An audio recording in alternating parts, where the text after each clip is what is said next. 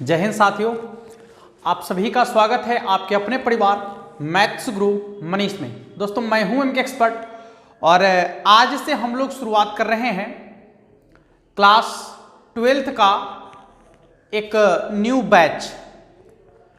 और इस new batch का जो कुछ वीडियो है, ऐसे ये वीडियो पेड कोर्स वाले बच्चों के लिए है और इसका कुछ वीडियो यानी 2, 4, 5 वीडियो जो होगा शुरू का, ये आप सबों को मिलेगा फ्री में। और इसका रीजन ये है कि अभी जो है पूरा काम नहीं हुआ है ऐप का, तो 2, 4, 5 वीडियो आप सभी को मिलेगा। इसके बाद का वीडियो जो है वो ऐप पर आएगा, जहां पर आप लोग को आसानी से क्लास करने को मिल जाएगा। ठीक है, तो आज हम शुरू कर रहे हैं। आपका जो पूरा सिलेबस है, ठीक है, वो सिलेबस लगभग आपको जो है टोटल कंप्लीट कराया जाएगा। टोटल सिलेबस कंप्लीट कराया जाएगा, सब्जेक्टिव ऑब्जेक्टिव जितने भी उसमें क्वेश्चंस वगैरह होंगे सभी कंप्लीट कराया जाएगा। और एक बहुत बड़ी बात है, आप लोगों को कहना है कि यदि आप ये चाहते हैं कि गणित सीखें, गणित सीखें, सीखने की बात हम कर रहे हैं, गणित रटे नहीं और गणित को जो है सिर्फ एग्जाम के पॉइंट ऑफ व्यू से ना देखें, ठीक है, तो आप हमारे साथ अच्छा कर पाएंगे। यदि आप चाहेंगे कि हम जल्दी जल्दी में पढ़ लें, तो फिर संभावना नहीं है। तो फिर आपको ऑब्जेक्टिव वाला केवल क्लास करना है। आप ऑब्जेक्टिव वाला क्लास करके एग्जाम पास कर जाइए, एक अलग चीज होगा और उसमें भी बहुत अच्छा मार्क्स आप ला सकते हैं। जैसा कि पिछले बिहार बोर्ड का जो एग्जाम अभी हुआ है, इसमें बच्चों के साथ हुआ, तो आप वो कर लीजिए, आपको आसानी से जो है एग्जाम वहां से निकाल लीजिएगा। यदि आप गणित पढ़कर कुछ आगे करना चाहते हैं, कुछ आगे करना चाहते हैं, गणित को लेकर अच्छा करना चाहते हैं, ठीक ना, गणित को सीखना चाहते हैं, तो फिर आप एक साथ होकर हमारे साथ चलें और एक एक वीडियो को, जो भी वीडियो हम आपको देंगे उसका एक एक वीडियो यानी लगातार में सीरीज बाय एक एक वीडियो को देखते चलिए। ठीक है, आशा नहीं पूर्ण विश्वास है कि आप लोग बहुत अच्छा कर पाएंगे। और दूसरी बात कि आपको घबराना नहीं है, धरफराना नहीं है। थोड़ा सा लेवल नीचे से शुरू करेंगे हम और लेवल को ऊपर तक ले जाएंगे। ये इससे ये होगा कि जो बच्चे कम भी गणित जानते हैं, हम उनको भी गणित आसानी से सिखा पाएं। इसके लिए हम एकदम नीचे लेवल से लेकर चलेंगे। तो जो बच्चे मान लीजिए कि नीचे लेवल के मतलब बेसिक चीज जानते हैं, तो उनको एक बार और रिकैप करने की जरूरत है, एक बार और देखने की जरूरत है। और जिन बच्चों का बेस कमजोर है, उन्हें तो पूरा पूरा अच्छा से देखने की जरूरत है। ठीक है, तो हम शुरुआत करते हैं। आज आपका एक्सरसाइज जो है, दूसरा एक्सरसाइज कहता है प्रतिलोम त्रिकोणमितीय फलन। यदि आप अच्छा करना चाहते हैं, सीखना चाहते हैं गणित को, तो फिर आप मेरे साथ आराम आराम से चलिए। बस वक्त खत्म होते आपको लगेगा कि हम भी गणित कुछ पढ़े हैं, कुछ गणित सीखे हैं, ठीक ना। हाँ, तो आज हम लोग पढ़ेंगे प्रतिलोम त्रिकोणमितीय फलन। पहली चीज कि इसमें इस शब्द से आप लोग परिचित हैं, क्लास 10 में इस शब्द के बारे में आपको मालूम है, त्रिकोणमिति। हम एक एक पॉइंट को क्लियर करते हुए चलेंगे, बहुत घबराने की जरूरत नहीं है। अधरफड़ धरफड़ करोगे तो फिर सब गड़बड़ हो जाएगा, ठीक ना। इसलिए यदि पढ़ना है, सीखना है, तो फिर आपको जो है थोड़ा सा वक्त देना पड़ेगा और वीडियो को अंत तक देखना पड़ेगा। एक भी पॉइंट को यदि आप मिस करेंगे तो फिर गड़बड़ हो जाएगा, फिर बाद में कहेगा कि ये कहने से आ गया, वो कहने से आ गया, इसमें गड़बड़ हो जाएगा, ठीक ना। इसलिए एक एक पॉइंट को देखते चलिए, कहीं से भी कुछ मिस करने की जरूरत नहीं है और ना ही स्किप करने की जरूरत है, एकदम देखते चलना है। तो हम देखते हैं कि त्रिकोणमिति, जिसके बारे में आप लोग खूब अच्छा से जानते हैं, क्लास 10 में देखे हैं, हम एक बार इसको और दिखाने का प्रयास करते हैं आपको। देखिए, त्रिकोणमिति, त्रिकोणमिति यदि आप इसको अलग अलग करते हैं तो बनता है त्रि, फिर बनता है कोण और फिर बनता है आपका मिति, मिति, ठीक है, त्रिकोणमिति। त्रि का मतलब होता है 3, कोण का मतलब तो कोण आप जानते ही हैं, और मिति का मतलब होता है माप। मिति का क्या मतलब होता है? माप। तो हो गया त्रिकोणमिति। यदि आप इसको इंग्लिश के रूप में, जो इसका इंग्लिश है ट्रिग्नोमेट्री, यदि आप उसके रूप में तोड़िएगा तो त्रि मतलब होता है ट्राई, ट्राइगोनोमेट्री, यहां पर लिखेंगे, जगह नहीं है इसलिए लिख देते, बोल देते हैं ट्राइगोनोमेट्री। यहां पर हो गया आपका त्रिकोणमिति यानी माप। तो अब बात आती है कि तीन कोण माप। अब हमको यह बताओ कि तीन कोण किस में आता है, एकदम इत्मीनान से। तीन कोण किस में आता है, किस आकृति में तीन कोण आता है? तो आप कहिएगा कि त्रिभुज में तीन कोण आता है। ठीक है बात है, त्रिभुज में ही तो तीन कोण आता है। हाँ, तो हम बात करेंगे कि त्रिभुज में तीन कोण आता है। तो फिर मेरा प्रश्न होगा कि जब त्रिभुज में तीन कोण आता है तो त्रिभुज भी तो कई प्रकार के होते हैं। बिल्कुल सही है, त्रिभुज भी कई प्रकार के होते हैं। त्रिभुज आप देखेंगे तो भुजा के आधार पर त्रिभुज का प्रकार होता है, कोण के आधार पर त्रिभुज का प्रकार होता है, जैसा कि आप सभी जानते हैं। तो क्या सभी त्रिभुज के बारे में हमको पढ़ना है? नहीं। जो क्लास 10 स्तर में हम लोग देखे थे वहां पढ़े थे सिर्फ और सिर्फ समकोण त्रिभुज के बारे में। ठीक है, वहां पढ़े थे सिर्फ और सिर्फ समकोण त्रिभुज के बारे में। तो हम जानेंगे कि सभी त्रिभुज के बारे में हमको पढ़ने की जरूरत नहीं है। ठीक ना, सभी त्रिभुज के बारे में जानकारी हम लोग मेंसुरेशन क्या बोलते हैं उसको, जो ज्योमेट्री है उसमें कर लेंगे।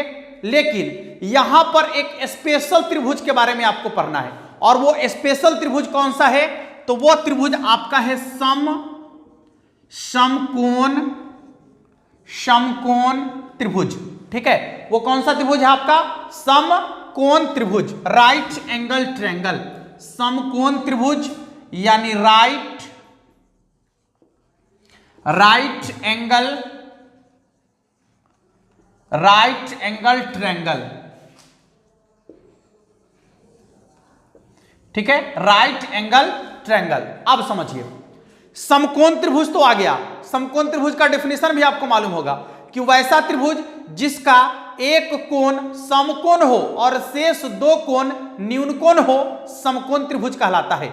ठीक है, एक कोण समकोण हो और शेष दो कोण न्यूनकोण हो, समकोण त्रिभुज कहलाता है। एक बार आप यहां देख लीजिएगा, एक बार आप इसको देख लीजिए ऐसे ठीक से। ये आपका समकोण त्रिभुज है ABC।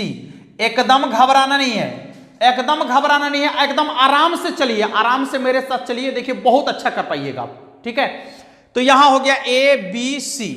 चलिए, ये हो गया आपका समकोण यानी 90 डिग्री। तो अब जब ये 90 डिग्री हो गया और आपको मालूम है कि त्रिभुज के तीनों कोणों का योगफल 180 डिग्री होता है, तो जब ये 90 डिग्री हो गया तो शेष दो क्या बच गया? ये न्यूनकोण बचेगा ही। अरे न्यूनकोण का मतलब होता है कि 0 से 12 हो और 90 डिग्री से छोटा हो। तो जब 90 डिग्री ये अकेला हो गया तो 90 डिग्री में अब दूगों को बांटना है ना। आए तो दूगों को जब बांटेंगे तो क्या होगा? 90 डिग्री से कम में पड़ेगा ना दोनों को। हाँ, तो ये दोनों आपका होता है न्यूनकोण। यदि हम इसको मानते हैं थीटा, तो ई आपका होता है, ई वाला होता है 90 डिग्री माइनस थीटा। क्लियर है? यदि ये वाला थीटा है तो ये वाला होगा आपका 90 डिग्री माइनस थीटा। मान लीजिए कि 90 डिग्री में से यदि 30 डिग्री हो गया तो ये 60 डिग्री ना होगा। हाँ, चलिए, तो इस तरीके से आपका समकोण त्रिभुज बन गया।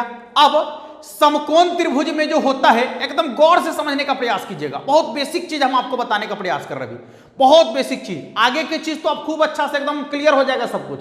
जब यहां पर आपका बेस कहा जाता है ना, कि जब घर आप बना रहे हो तो सबसे पहले उसका बेस सही कीजिए। यदि बेस सही रहेगा, भूकंप वो आएगा तो ना उल्टेगा। मान लीजिए हल्का फुल्का झटका आया तो ना उल्टेगा। लेकिन यदि बेस कमजोर रहेगा, जोर से आंधी आ जाएगा तो घर बा उलट जाएगा, तो वह में दब जाइएगा। आए, इसलिए ऐसा नहीं करना है, एकदम इत्मीनान से देखना है। तो अब इसका भुजा जो है, इसका भुजा, इसके भुजा का नामकरण होता है। तो इसके भुजा में जो है सबका अपना अपना नाम होता है, सबका अपना अपना नाम होता है। ऐसा किसी त्रिभुज में नहीं है, ये स्टैंडर्ड त्रिभुज है। हाँ, बड़का बाबू के बेटा है ये स्टैंडर्ड, इसका सब कुछ अपना अपना है, एकदम अलग अलग नाम है। तो देखिए, ये जो 90 डिग्री आपको दिख रहा होगा, इसके ठीक सामने वाला जो होता है ये कर्ण होता है। एकदम ध्यान से, बहुत सारे को लग रहा होगा कि, बहुत सारे बच्चे को ये लग रहा होगा कि हमको तो सब कुछ है भी करता है, लेकिन हम इसमें कुछ और चीज आपको बताने वाले हैं जो आपको नहीं आता होगा। ठीक है, हम आपको वैसे चीज अभी बताने वाले हैं, वहां पर पहुंचाने वाले हैं जो चीज आप नहीं जानते होंगे लेकिन आपके लिए बहुत जरूरी है। ठीक है, इसलिए एकदम इत्मीनान से बने रहिएगा। चलिए, 90 डिग्री हो गया।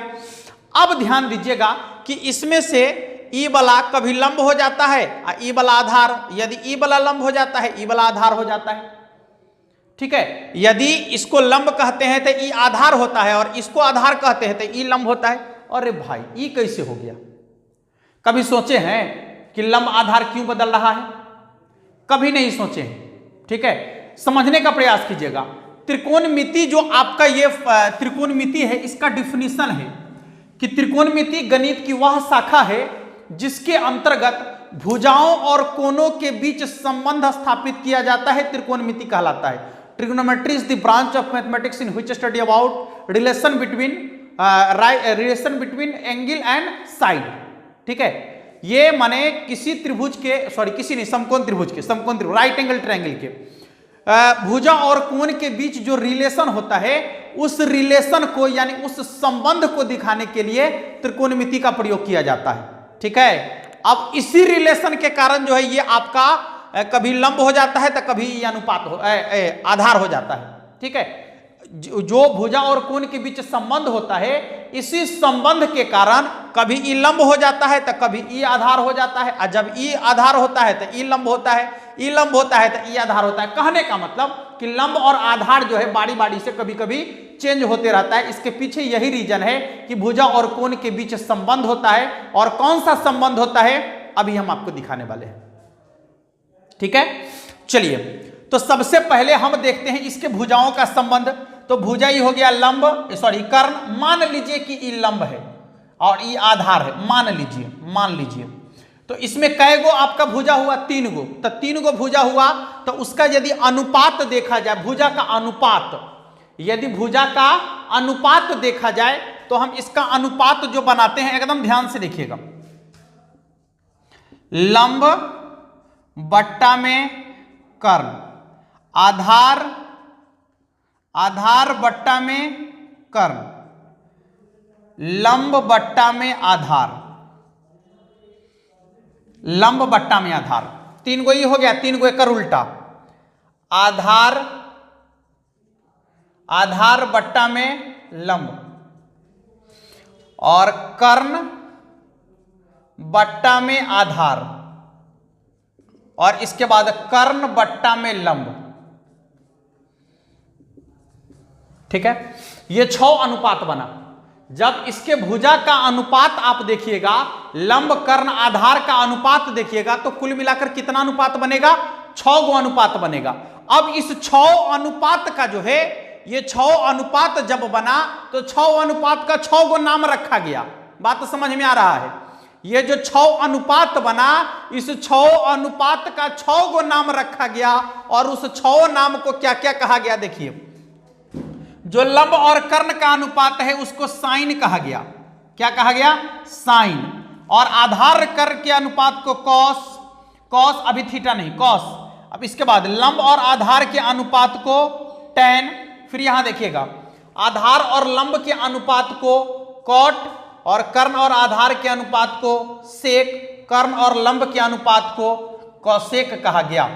ठीक है, तो अब आप लोग जो इससे पहले जानते थे कि साइन बराबर होता है लंब बटे कर्ण, वो एकदम गड़बड़ था। ठीक ना, वो एकदम गड़बड़ था। बात यहां ये है। अच्छा एक बात बताइए, पहले बउआ होगा कि पहले बउआ के नाम होगा? आप ही लोग से हमारा प्रश्न है कि पहले बउआ आएगा कि पहले बउआ के नाम आएगा? मान लीजिए कि बउआ पेटे में है, अभी गर्भ में ही है बउआ, अब बउआ के नाम सोच लिए मुन्ना, आ कहीं हो गई मुन्नी, तब तो गड़बड़ हो जाएगा ना। कि इसलिए पहले आएगा बउआ और तब आएगा बउआ के नाम। वही बात यहां भी है कि पहले ये अनुपात आया और इस अनुपात का जो है नामकरण किया गया।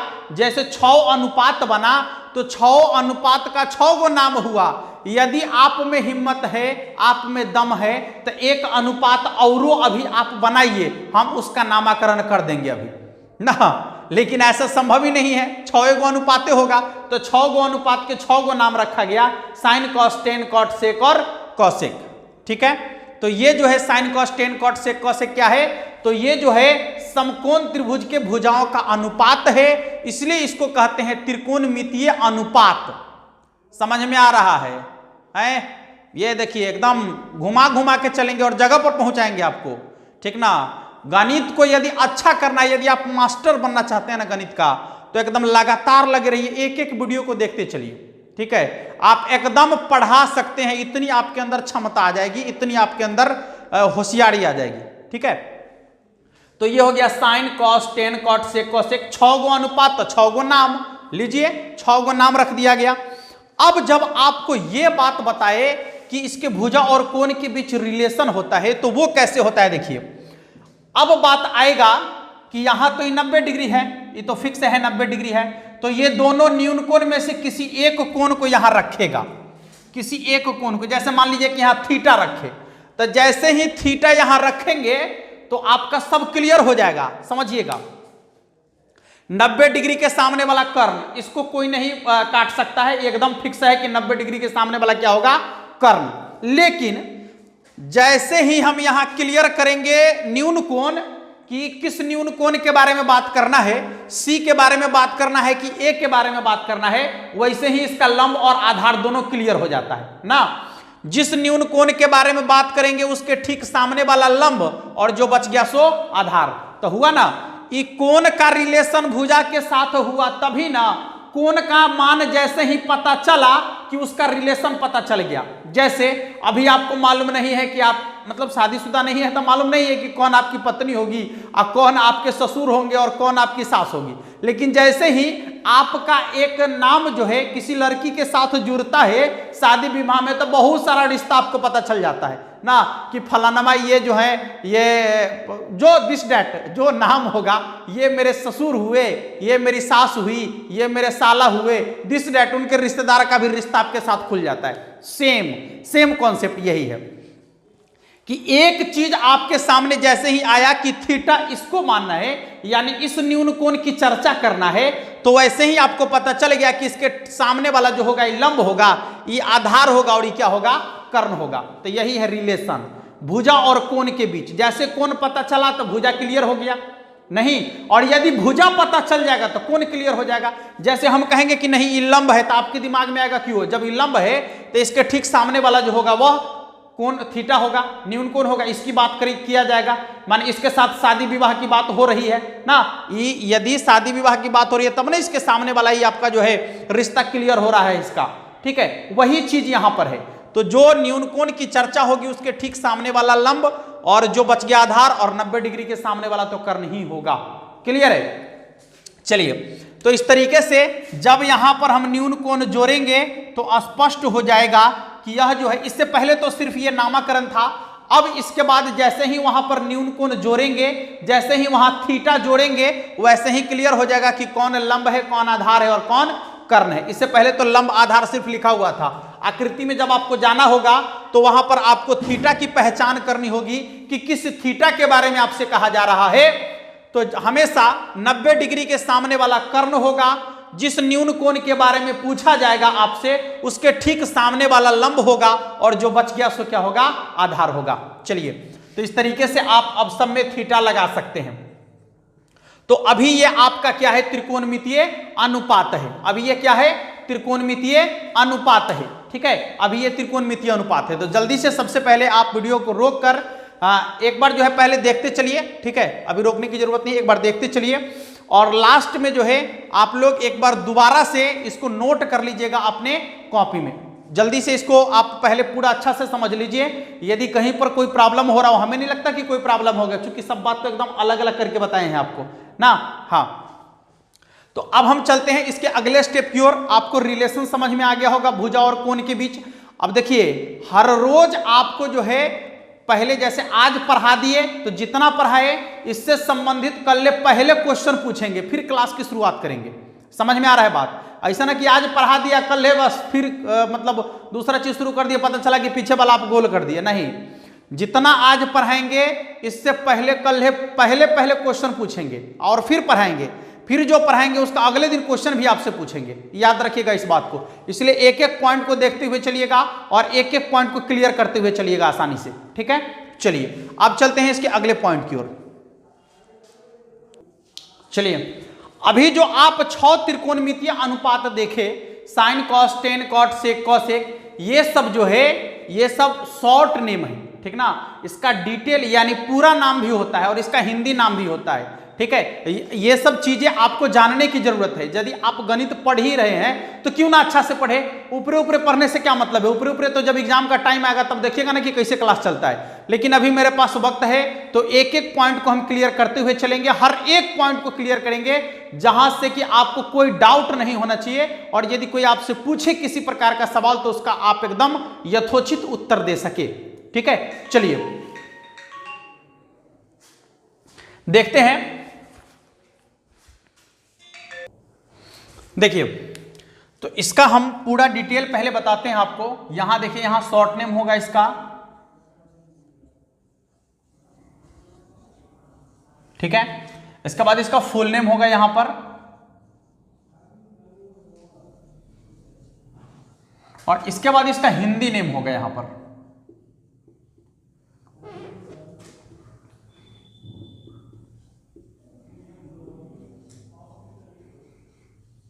ठीक है, देख लीजिएगा, हिंदी नेम होगा यहां पर। चलिए सबसे पहले शॉर्ट नेम में देखते हैं साइन का। तो अभी आप देखें SINCOS cos, TAN tan, COT cot, और इसके बाद SEC सेक, और इसके बाद COSEC यानी कॉसेक। ये इसका हो गया शॉर्ट नेम। ठीक है, अब आइए इसके फुल नेम की ओर बढ़ते हैं। इसका फुल नेम होता है साइन, SINE। ठीक है, कॉस का होता है कोसाइन, कोसाइन। टैन का होता है टेंजेंट, टेंजेंट।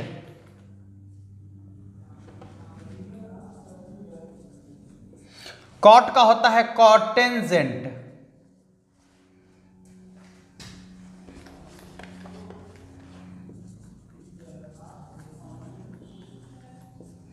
इसके बाद सेक का होता है सेकेंड,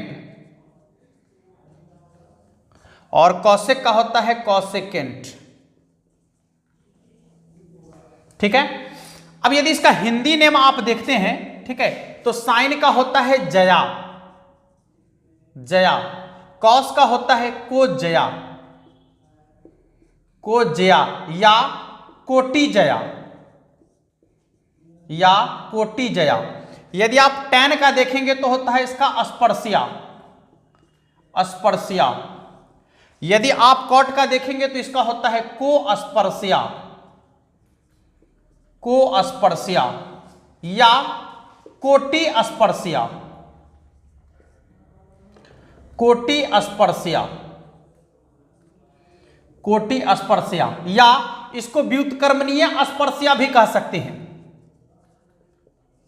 व्युत्क्रमीय अस्पर्शिया। अब क्यों इसको व्युत्क्रमीय स्पर्शिया कहेंगे ये आपको हम बताएंगे आगे। ठीक है, चलिए अगला जो आपका है सेकंड, टैन का हो गया, कॉट का हो गया। अब सेकंड, इसको बोलते हैं हम लोग छेदक, छेदक या व्युत्क्रमीय कोज्या, व्युत्क्रमीय कोज्या। ठीक है, व्युत्क्रमीय कोज्या। इसके बाद अगला होता है आपका कॉसेकेंट, यानी इसको बोलते हैं हम लोग व्युत्क्रमीय जया, व्युत्क्रमीय जया।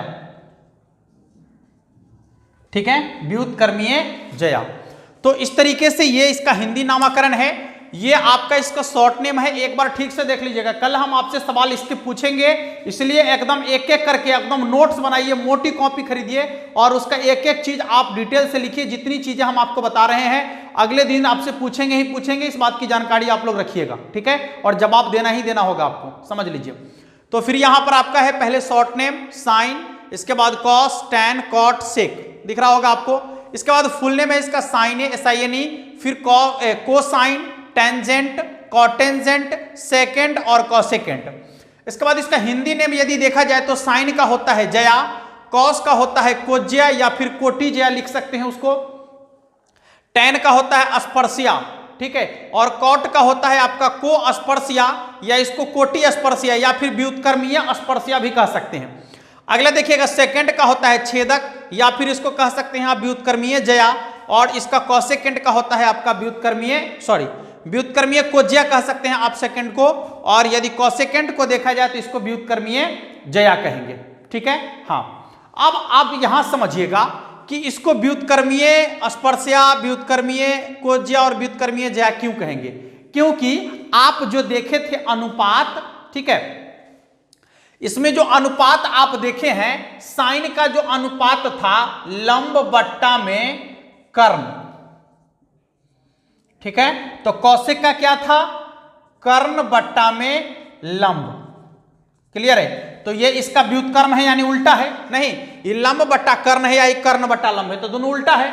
ठीक है, इसलिए ये साइन का होता है जया, तो इसका होगा व्युत्क्रमीय जया, क्योंकि ये जो है साइन का उल्टा है। ठीक है, ये साइन का क्या है? उल्टा है, तो इसको बोलेंगे व्युत्क्रमीय जया, यानी इसका व्युत्क्रम है। जया का व्युत्क्रम क्या है? कोज्या है, सॉरी कोसेकेंट है, तो इसको बोलेंगे इसका व्युत्क्रम। अच्छा, कॉस का लिखे थे आधार बट्टा कर्ण, इसका था आधार बट्टा में कर्ण। ठीक है, तो अब सेक का क्या था? कर्ण बट्टा आधार, कर्ण बट्टा आधार दिख रहा है। तो ये जो आपका है कॉस का होता है आपका कोज्या या कोटिजया, तो उसका व्युत्क्रम क्या होगा? ये तो छेदक है, और एक होता है इसका व्युत्क्रमीय कोज्या। ठीक है, इसके बाद टैन का होता है आपका टैन का होता है लंब बट्टा में आधार। ठीक है, और कॉट का क्या होता है? तो आधार